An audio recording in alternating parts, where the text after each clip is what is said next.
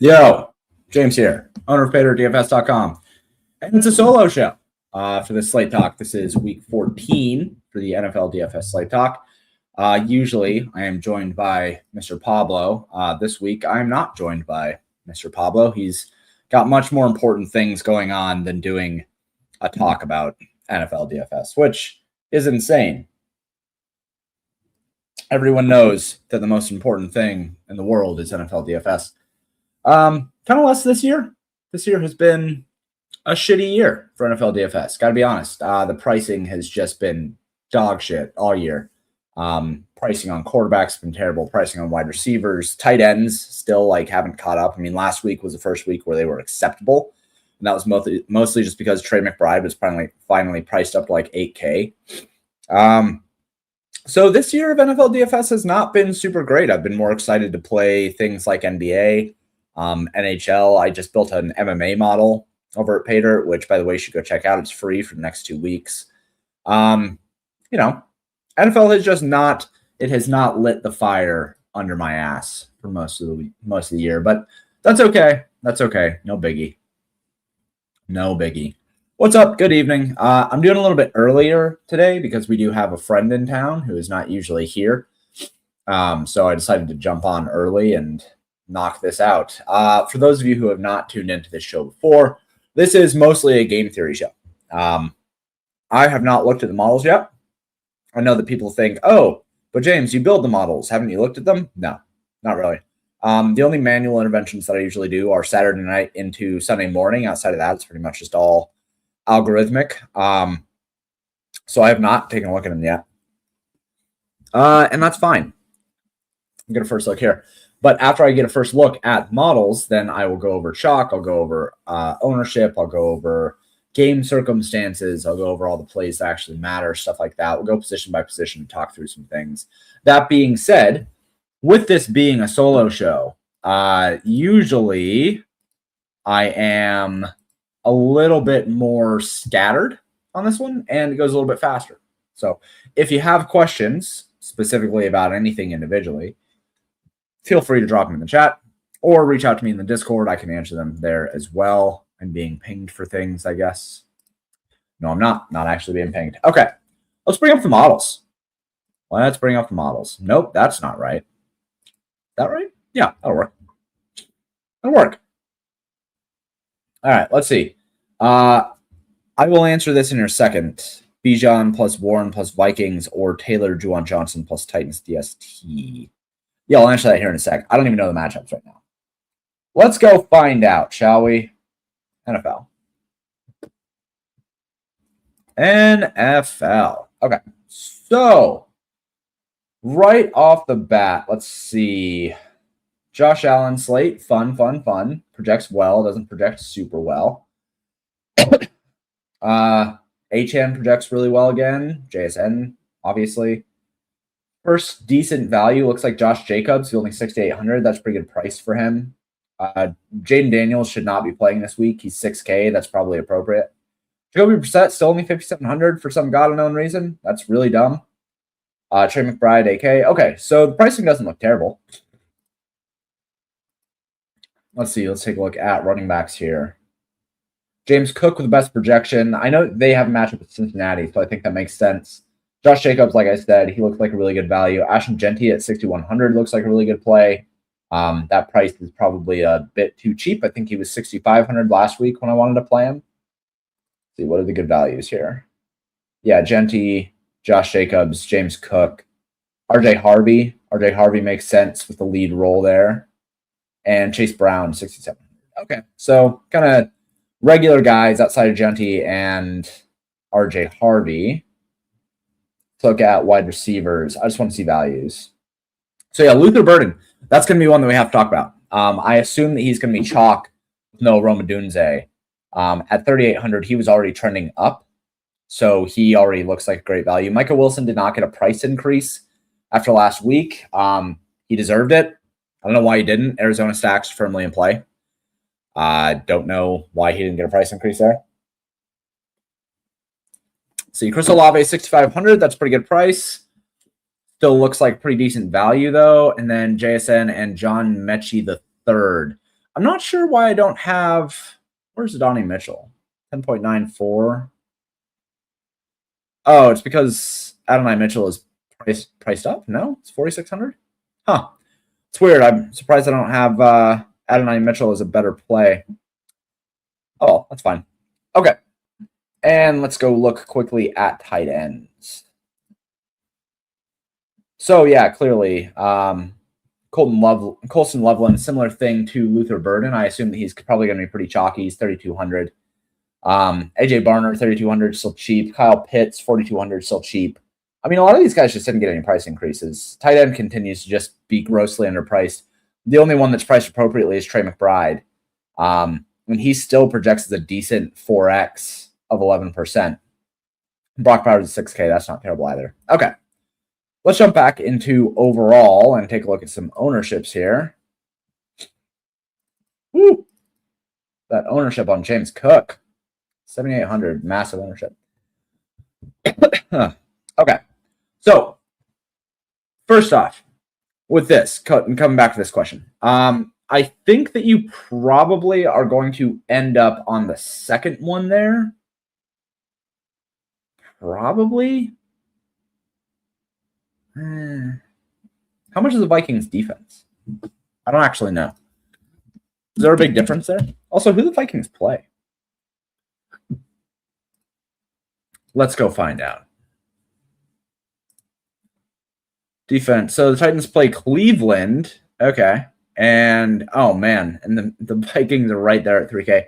Yeah, this is probably just a big old coin flip. I like Jonathan Taylor, but he doesn't get the receiving work that Bijan does. Tyler Warren is probably a better play than Juwan Johnson. But, I mean, both of those are attached to the Colts.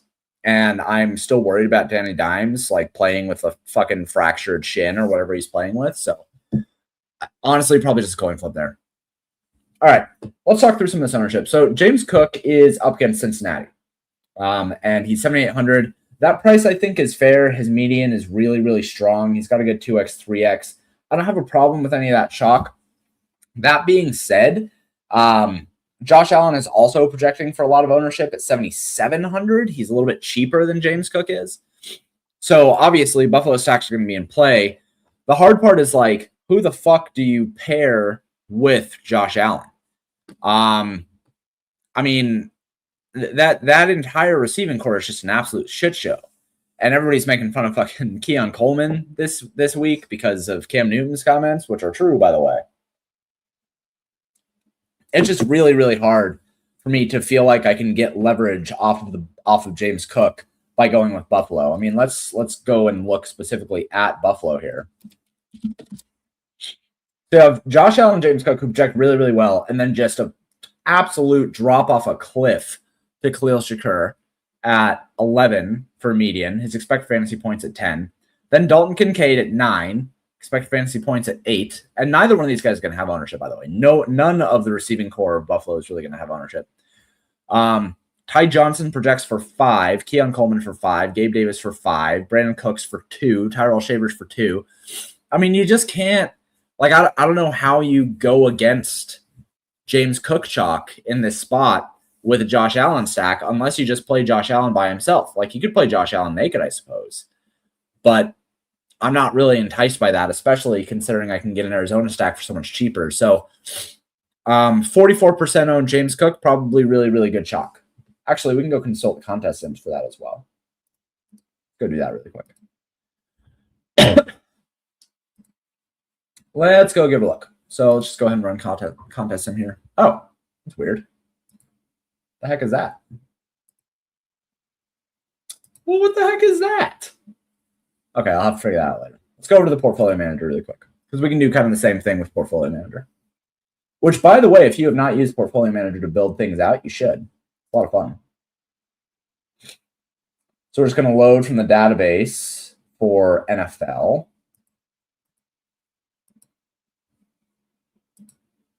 Why is this not working right now? I know that I have them loaded.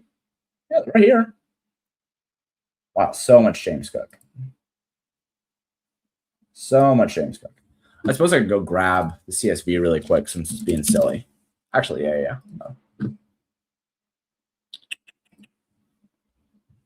Let's see. Okay. It's 35. So let's clear this out really quick. Go to user upload, those files, put that in. All right, that'll work. Let it load up. I wonder if something happened when I was running things earlier that broke the seed frames. That's one of the problems with trying to run things right before a stream. All right, let's see. So obviously just a shit ton of James Cook. Let's see how much we get here. And this is out of 1,000 lineups. Man, yeah, something is breaking there. That's super annoying. Well, you can see we have James Cook in like the vast majority of the top optimals. I think that he's just probably going to be a terrific play. I wonder, is this still broken over here then? No, it's not. Okay, there we go. So we get 84% James Cook and 82% Josh Jacobs in the optimals. And that's out of 150. And then Jamar Chase at 78%, Michael Wilson at 68%. So obviously James Cook looks like terrific chalk. At 44% owned, he looks like just an awesome play. The other ownership here is Michael Wilson. And Michael Wilson also looks like a terrific play. Like I said, at 5,600, like he just didn't get a price increase and he deserved one. So where is Arizona here? Oh, great. They're winning late games. Oh, great. They're facing fucking the Rams.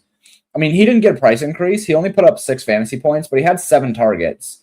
And the 2 weeks before that were, 36 fantasy points on 18 targets, 24 fantasy points on 15 targets. Both these games in trailing scripts. This is just another terrific spot for him, and he's only 5,600. I don't see any reason why he wouldn't get 10 plus targets here. That's just an incredible spot. Now, granted, at 5,600, you also have, let's see if we can isolate out wide receiver here. See if there's anyone that looks like a strong play against him. Actually, I have a tool for this. Use Pivot Finder. Let's see if this model is fucking broken. All right, so Michael Wilson. Let's go with specific positions. Let's go with wide receiver. And let's go plus or minus 500. And let's send those.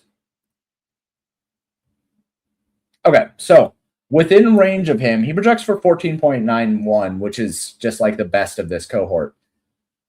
But Michael Wilson is right there, projecting at 12.42. His ownership is 6%. He looks like a pretty good play. Christian Watson at 5,200. He also projects right there next to Michael Pittman. And Zay Flowers, who also projects for around 12.2. All of these guys project worse but have less ownership. Christian Watson, his ownership is going to come down, by the way, because Jaden Reed just got activated. So his ownership is going to come down, and that'll make him a better play. These guys are going to have less ownership, but you're also getting 2.5 points less median. Yeah, Michael Wilson just looks like a terrific play. I don't even think if we extend this out to running backs and tight ends that we have anybody who's like a strong option. Oh, Jonty. Yeah. I mean, Jonty and Harvey both project right there with Michael Wilson. And Brock Bowers at way less ownership looks like pretty decent play. So when you extend this out to running backs and tight ends, if you're looking at Michael Wilson from a flex perspective, he doesn't look like as good of a play. He does have a negative WebX when you look at him from a flex perspective. But if you're looking at him as a pure wide receiver, his ownership is completely justified. So if you are going to go with 4 wide receivers on this slate, Michael Wilson is a fine play. If you're going with 3 wide receivers and you plan on playing a running back or a tight end in the flex, you do have other options. Genti probably makes for the best option overall in the flex at 7% ownership and a projection of 15.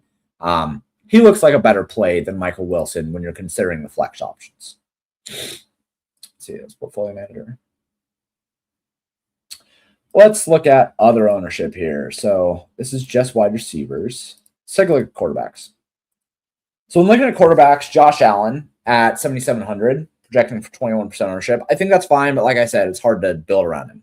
So I don't love it. Matthew Stafford at 6,900, that is okay. Projecting for around 12% ownership. He's been really, really good. It's not like Arizona's defense is good. And you could end up going with Matthew Stafford, with Puka and or Devontae Adams and bringing it back with Michael Wilson. I think that'd be completely viable, but it's going to be really fucking expensive. I'm not sure how you'd be able to do it. And then you have Jordan Love and Jaden Daniels. Now, I'm not projecting Jaden Daniels for that much of a drop in production. I have to assume that if he is going to play the game, that he's healthy and that they're like ready for him to play and that he's not going to have restrictions.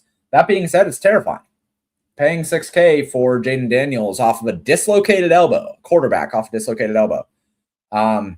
Super disconcerting. I'd probably rather play Jordan Love, even for a slightly lesser median in a better game environment. Yeah, I don't know. Are you guys going to play Jaden Daniels? I'm probably not going to play Jaden Daniels. I'm a little worried about that. Trevor Lawrence and Sam Darnold pop out as pretty decent values that are going to get some ownership. If I sort this, though, by like 3x, what do we get here? So Jaden Daniels, obviously, just terrific, but again, terrifying. JJ McCarthy was only 4,700. That's super enticing, pairing him with Justin Jefferson after he had another like soft benching. I think that's probably a fair thing. Geno Smith at 4,300, like we're entering the danger zone of you kind of like have to consider quarterbacks at 4,300. That's a really, really fucking low price. For instance, let's just go overall and let's look at everybody who projects for $4,300 or less.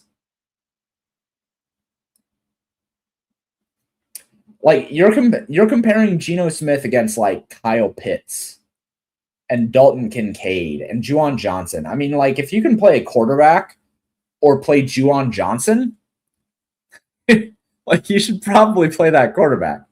That's a crazy fucking price, 4,300. And I mean, he's been bad for sure. And Denver's defense is good for sure. But, like, he's also had a couple 20-plus point performances, 21, 26, 27. And his receiving options are, like, free.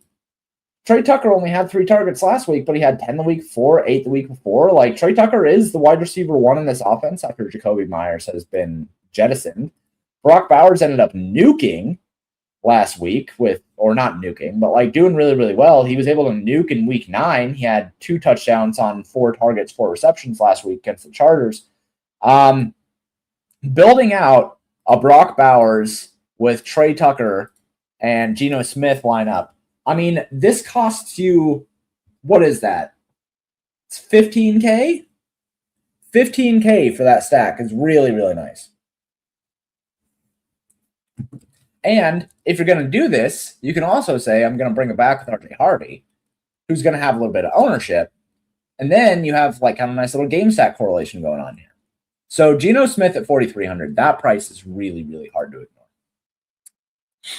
I think you pair Allen with either Shakur, the receiver with the highest ADOT. No, I think if you play Allen, it's got to be naked. Too high variance for receiver. You're throwing darts.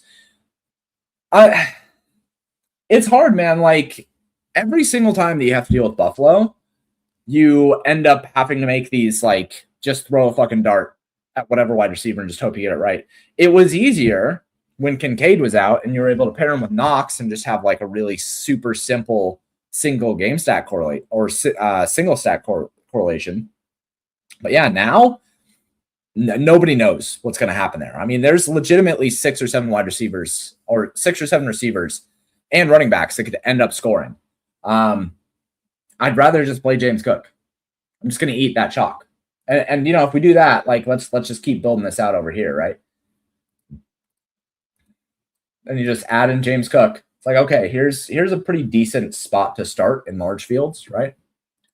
Free. Yeah, I mean, 4,300 for a quarterback is legit fucking free. That's crazy. That would be like if you could get a starting pitcher in baseball in MLB DFS for like $4,200. I mean, you mostly just like play them just because they're fucking free. Geno's going to kill his O-line? Yeah, probably. But I mean, at 4,300, if he gets killed by his O-line for the first half, and then airs it out in the second half and fucking throws for 220 and 2 touchdowns, and one of them to Trey Tucker and one of them to Brock Bowers, and 85 yards to each. Like, this stack gets paid off. You do have to assume, though, that this stack is able to beat something like an Arizona stack, where if you go with an Arizona stack, now granted, I'm just going to start here because models really like RJ Harvey. But if you start with an Arizona stack, Michael Wilson and Jacoby Brissett, who for some fucking reason is still just $5,700, you still have $4,300 left remaining here. Granted, if you went this way, you would probably want a Rams player on the other side. You might want to go with Puka Nacua. But then, I mean, you lock in a super cheap defense. Like, I don't know, fucking Raiders or something, because Bo Nix sucks. Like, it gives you 3,200. You can play Trey McBride in the flex and play tight end like Loveland, right?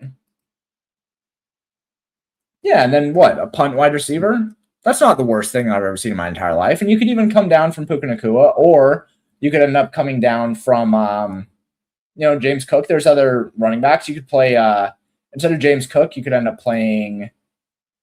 Where is he? Oh, yeah, Josh Jacobs. Right, and then you have the correlation here, right? Ooh, and you have, here, right?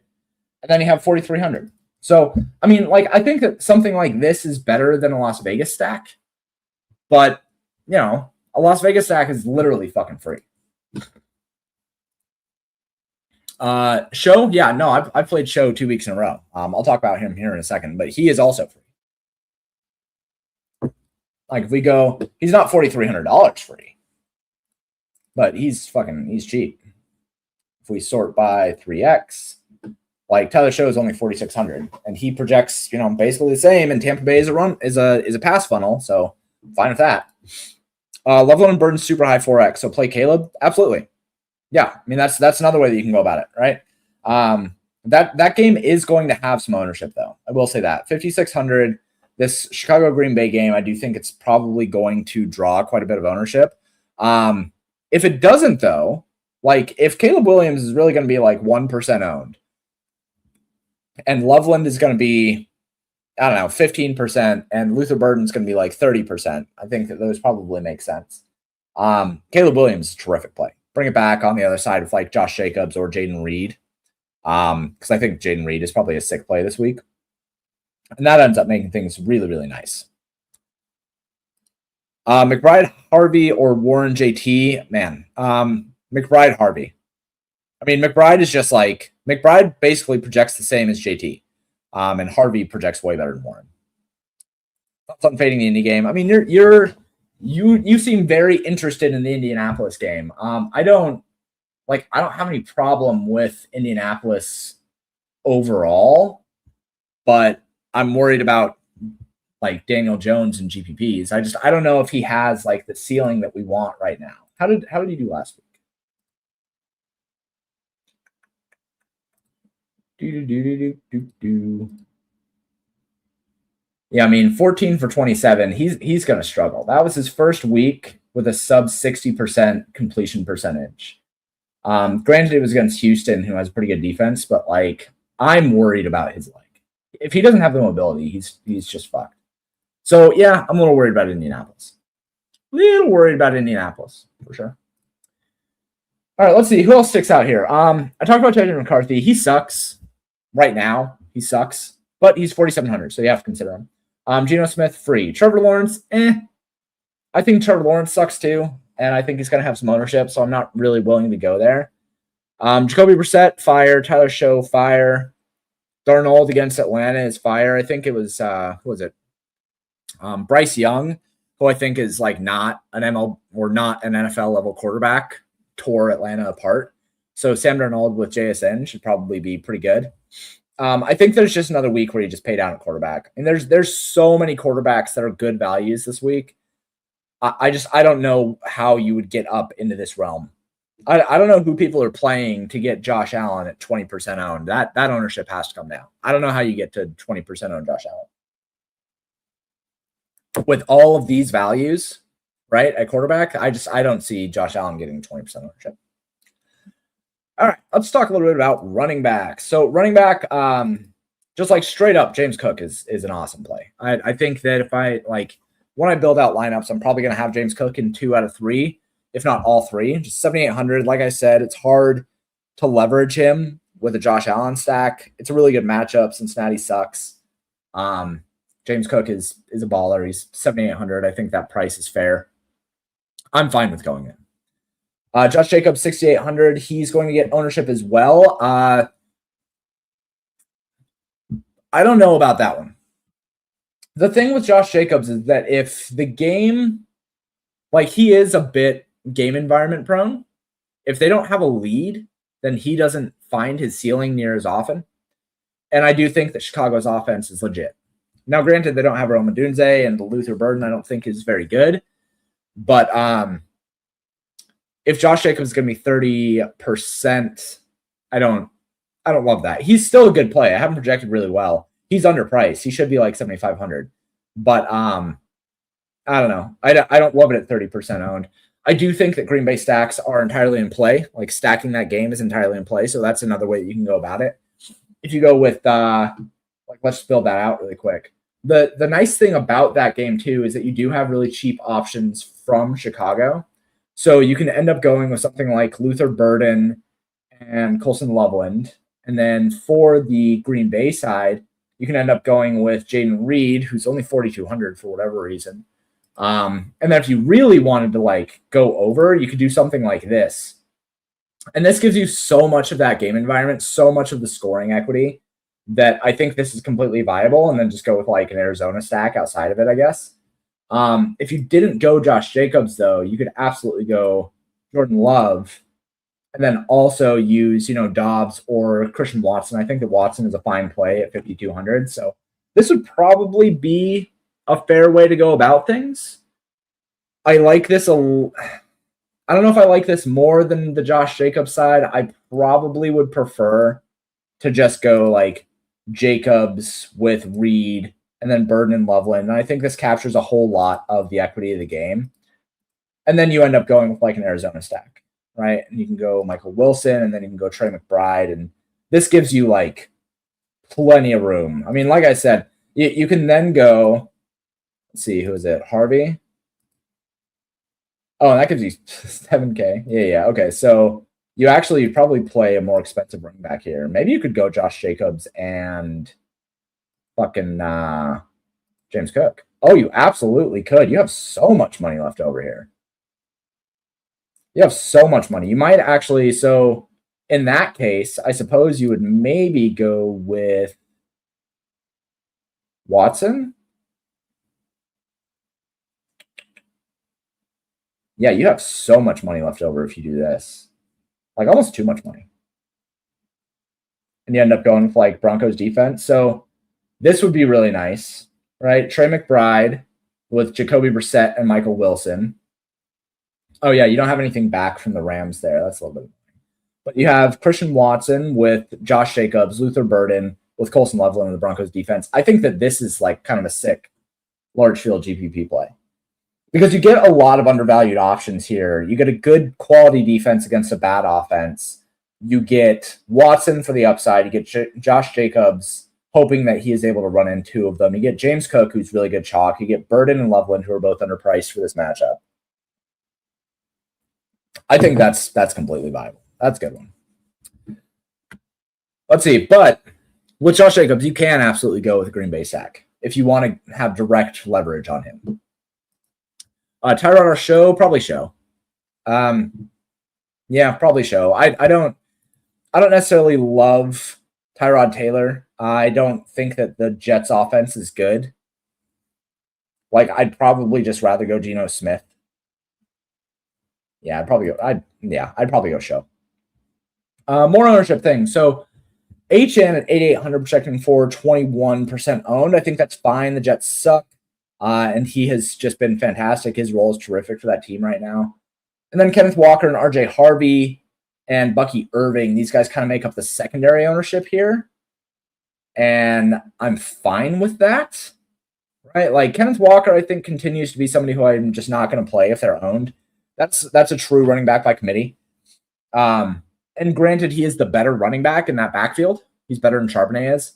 But I'm just not interested in paying ownership and a price for running back and running back by committee. If he was like 5% owned, I'm more into it. But for this price, I'm just going to play RJ Harvey, who projects better.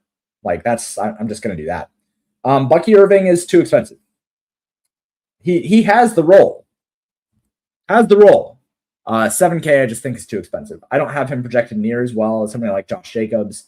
I don't have him projected near as well as, James Cook for $800 more. Like, he only projects a little bit better than Breece Hall at 6,500, a little bit better than Kyron Williams. I don't have any reason to play Bucky Irving at 7K. So you can count me out of him and Kenneth Walker. So that's going to give me RJ Harvey, HN, Jacobs, and Cook as kind of like the best running back plays overall. And like I said, I don't have any reason to get off of Cook. I can see going with a Green Bay stack. I can't go with Miami stack, so I'd rather play HN. I can't go with the Denver stack because Bo Nix sucks dick. RJ Harvey is a fine play. Outside of that, let's look at some values here. Genti is the only other one, right? 6,100. He only projects for around 7% ownership. I like his projection here. I like the spot against Denver. I think they're probably going to try to lean on him a little bit more. How did he do last week? Yeah, 8 targets again last week. He's got 3 games straight of having 8 targets. Like, that's fucking great. That's really, really good workload. And 15 carries. Granted, only 2.1 yards per carry. That offensive line sucks really bad. But, 8 targets, that's hard to ignore. His floor is just terrific. So 6,100, I think he's a totally fine play. And then outside of that, pretty much just the rest of the guys that make sense. Devin Neal, how did Devin Neal do last week? Because Devin Neal stepped in with Kamara out. 14 with 3 targets. That's not terrific. It's fine at 5,100, but I think you can find other things to do. Fading the Indy game is dumb. I don't know, man. I just don't think that Daniel Jones is I just don't think he's the guy right now.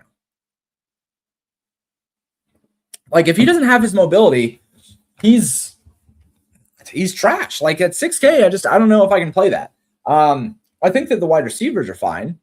Michael Pittman is probably an okay play. Tyler Warren is probably an okay play. But if he's only going to complete 51, 52% of his passes, man, you're hoping for a big play from one of those guys. And I don't want to hope on that. I do think that you could play Jonathan Taylor, but at 9,300, you're paying the max. James Cook projects better. HN projects better. Bijan Robinson projects the same. Josh Jacobs for $2,500 less projects for 1.5 fantasy points less. Okay, yes, it is the Jaguars, and I don't like the Jaguars, but this it's hard for me to look at Daniel Jones right now with literally a fracture in his leg and how bad he played last week and say that's the guy I want to play. I'd much rather just play Jacoby Brissett at 5,600.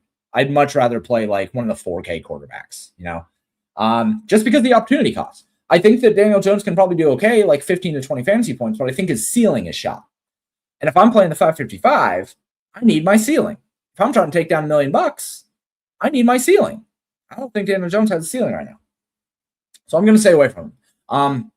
Jonathan Taylor, though, I do think that Jonathan Taylor is a decent play. If you can fit him, it is hard to get there, right? Even if you go with a cheaper stack, right? I mean, let's go with say that we really parse it down and go JJ McCarthy with Justin Jefferson, who's 6,900. That's a hilarious price, and Jordan Addison, who's 4,900, right? Let's say that they can actually get there this week.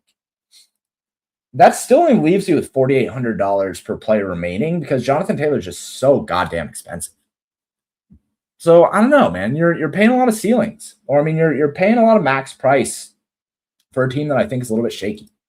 That said, it could fucking blow up in my face. It's happened before. I've been wrong at least once on this pod every single week. So maybe this is the spot that I'm wrong about. Who knows?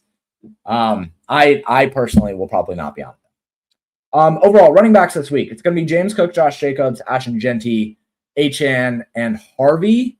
I think I'm probably not as much on Bijan Robinson. I'd probably just rather play Achane or Cook. It's probably just those 5 guys for me. Let's jump to wide receiver. Now, wide receiver, we have one really big value with Luther Burden third. And then we have a couple good values with Michael Wilson and Chris Olave. And then we have the studs. We have Chase, Najigba, and Puka Nacua. So I think that kind of gives you a very clear way to play wide receivers. You have the low range with Luther Burden, who I think is fine play. You have the mid range with Michael Wilson and Chris Olave, who I think are both fine plays. And then you have the high range with Chase, Najigba, and Nacua, who I think are all completely worthy of their price tags. If anything, Jamar Chase is too cheap, right? Against this Buffalo defense that is not necessarily incredible. And then after that, you have a lot of question marks. John Mechie III being passed, catching passes from Tyrod Taylor. I'm just not interested in that.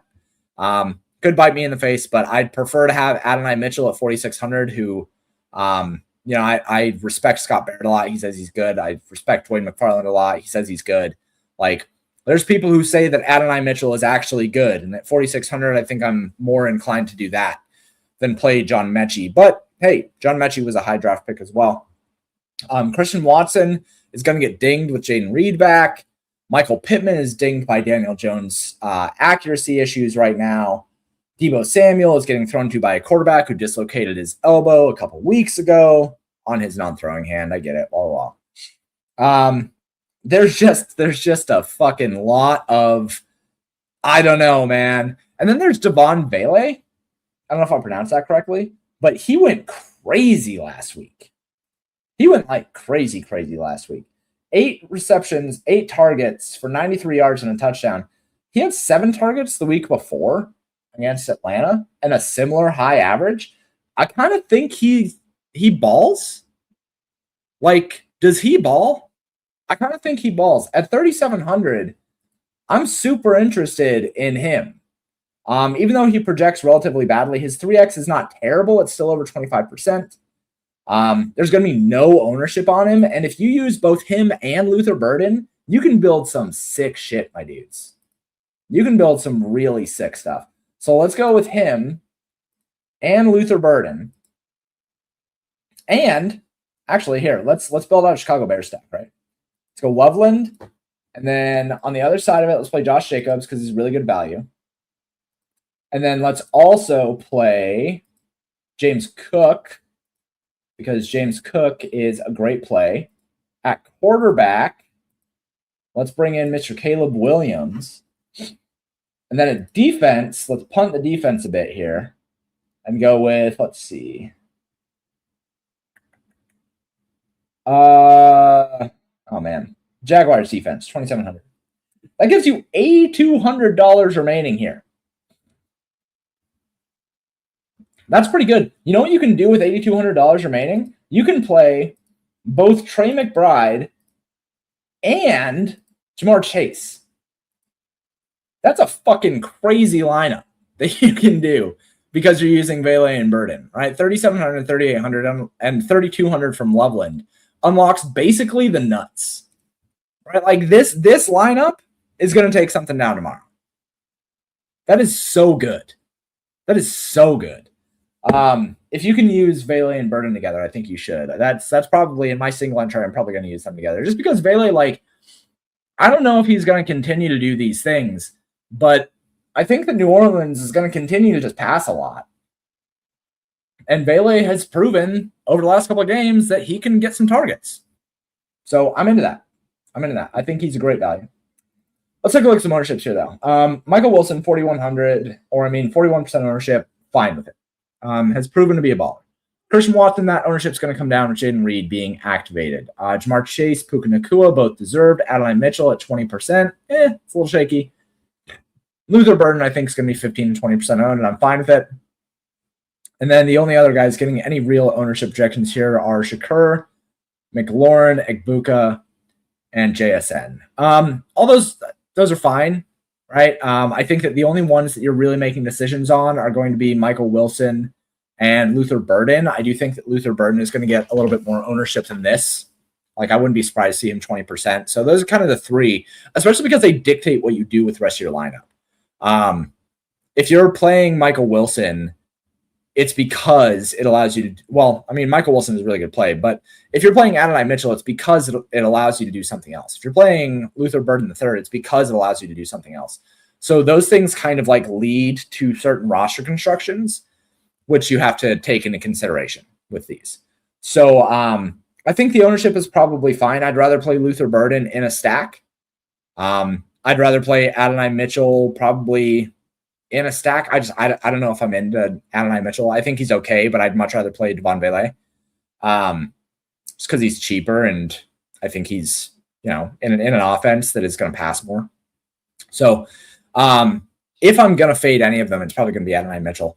As I'm looking at these, the other thing that I like to do is say, can I play a running back and try to leverage these things? So with Michael Wilson, no, I can't. The running back room is a shit show. With Christian Watson, yes, I can play Josh Jacobs, and I probably will. With Jamar Chase, yes, you can absolutely play Chase Brown. I don't know that I would, but you can. He's 6,700, projects pretty decently, has a decent 3x rate. Puka Nacua, you can, but it'd probably be a better idea to play Devontae Adams at 7,700 for like half the ownership. And then Adonai Mitchell, you can play Breece Hall. Absolutely. Breece Hall looks like a pretty decent play at 6,500. And Luther Burden, can you? I think you can. Let's see. Swift has been good, right? Yeah. Swift, 18 carries, 125 yards, and a touchdown. And then who was it? Kyle Monangai also crushed last week. 22 attempts for 130. I mean, these guys are completely splitting the backfield. So actually, I don't really think that you can play the running backs for Chicago. I know that like at a glance, it looks like both of them are viable, but they're not. If they're going to split the backfield like that, it's the same situation that you have with Kenneth Walker and Zach Charbonnet. And I'm not about playing running back by committee in the mid 5Ks. Just not my thing. I want Olave to sit so bad. Yeah, so I don't, because I want Vele at low ownership. If Chris Olave sits, then Vele is going to be like 15 to 20% owned right there next to Luther Burden, and it fucks my game plan. So I hope he plays and gets 4 to 5 targets while Vele gets, 8 to 9 and 100 plus yards. Rams defense, my favorite defense on the slate. What say you? I mean, I think they're fine. I don't know. I don't think too much about defense. Jesus Christ, the Rams are expensive. 3,800. I can't like that. You can afford it with the way that I'm building this week, but I'm probably not going to go there. I'd rather probably go down to the Jaguars at 2,700. I think that that's probably a better spot. Tennessee at 2,900 was brought up earlier. I think that they're probably fine as well against Cleveland, who's not very good. I like both of those spots more, to be honest with you. So yeah, wide receiver, I think wide receiver is fine. Wide receiver, it's mostly like, are you playing Luther Burden? And if you are, what is it unlocking for you? I'd rather play him with Caleb Williams, but I'm fine with playing him alone. Michael Wilson looks like fair chalk. I'm fine with it. Chris Olave, at 6,500, I think he's probably a strong play. If he's going to continue to be 1% owned, that's a decent matchup, but I'd rather play Vele. This overall is just like, who are you playing at quarterback or running back this week that you can correlate with your wide receivers? I think that there's a lot of correlation that you can do with your wide receivers this week. And if you're going to pay up for Jamar Chase, pay up for, JSN, Puka, whatever. Like, I'm fine with all that, right? All right, let's hit some quick thoughts on tight end. We'll start at ownership. Let's see. Okay, so Gibbs 38% on Thursday and Monday in Smash. How would you build lineups with and without him? Okay, so with him at 38% owned, you don't really gain much, right? So, like, you're already, if you have him at 38% owned on the Thursday to Monday slate, you're kind of like on the inside track to cash, but not necessarily gaining anything to win. Right? You're just with the 38% of the field that is already there to cash and has a chance. But I should probably. I think people are pinging me about owner or. Oh. I forgot to run NBA. I'll run them right now. Sorry, dudes. 1 sec. There we go.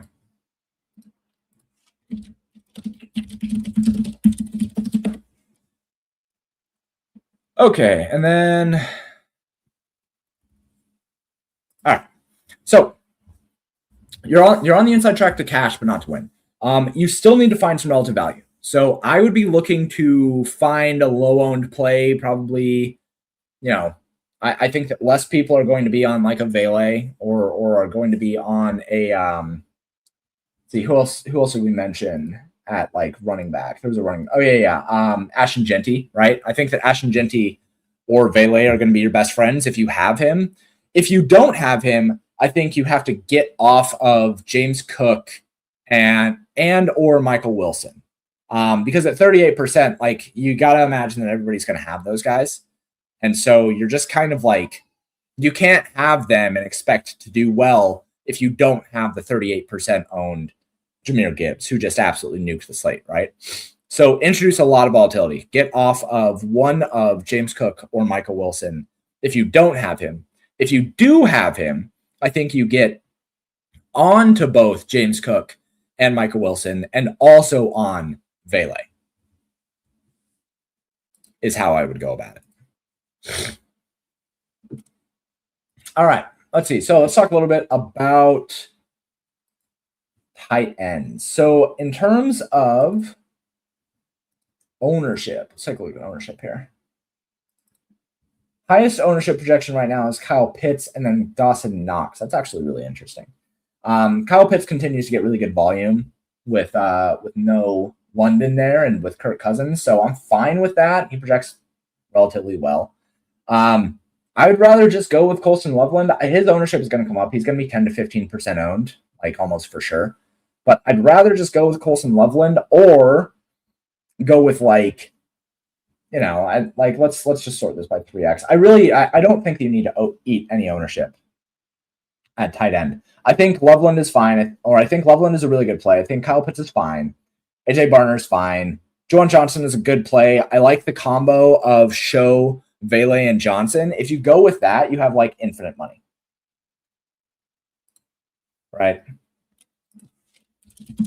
So this would be like the way you do that. And if you do that, you have Show with Vele and Johnson. You probably want to bring it back to the Tampa base.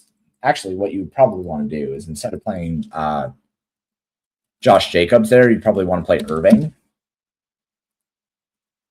Right? Because if Irving is getting them the lead and then New Orleans is passing from behind, which is what we should expect, then you have so much upside here overall. I think this is a really good build as well. You don't even have to play Trey McBride here, right? At wide receiver, you could probably end up playing like Puka Nacua.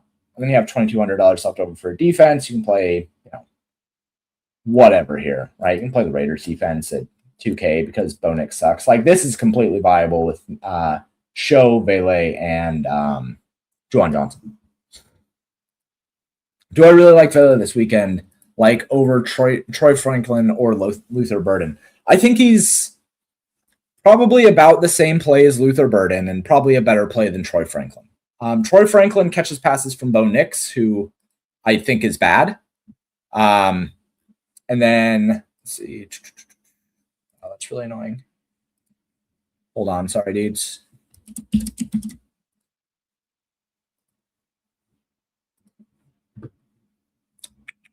Oops. Oh. Hopefully that works. I'll keep an eye on it. I think he's a better play than Troy Franklin just because like Bo Nix, I don't think is very good. At least I think that Caleb Williams has upside, and I think that Tyler Show is going to pass a lot.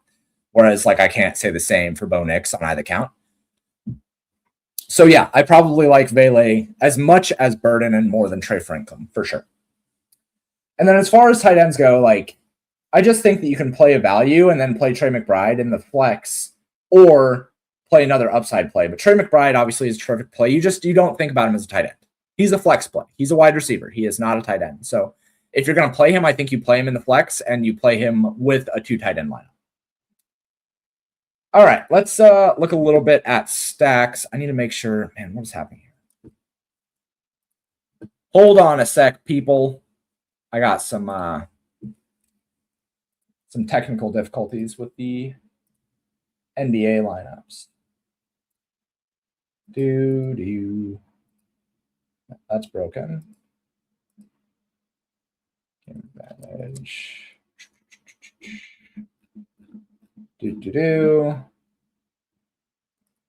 From the imports.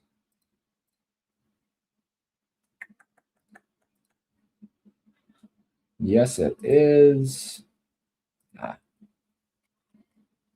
Well, there's probably not much that I can do about that. Okay, I'll have to go figure that out here in a second. I'm going to have to cut this short because I have to go figure out this NBA shit. But go ahead and just do a run through here really quick. So quarterbacks that I really like are going to be, actually just do this really quick. Let's go back to quarterbacks. What am I doing? That's optimals? No, stacks. All right, so quarterbacks. I like Jane Daniels, but he's scary. I'm mostly just going to be paying down at quarterback, so I'm fine with JJ McCarthy, but I don't love him. Geno Smith is too cheap at 4,300. I like Tyler Show. I like Jacoby Brissett.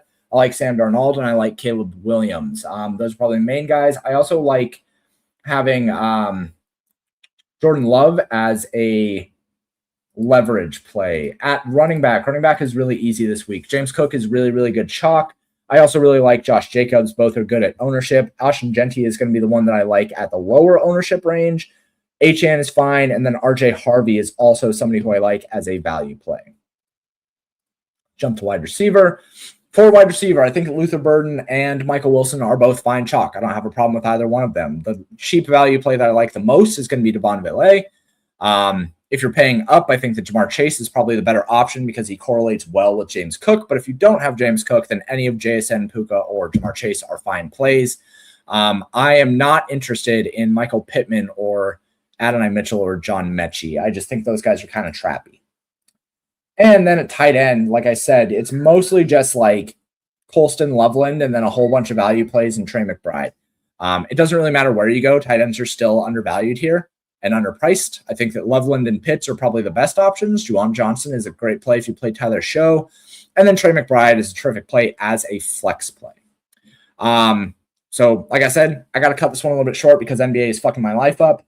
If you have any questions, reach out to me in the Discord. It's free to join. If you don't have a subscription over at Paydirt, you should go get one. And if you love me, thank you for the support. I appreciate all of it. And I will talk to you guys later. Thank you guys so much.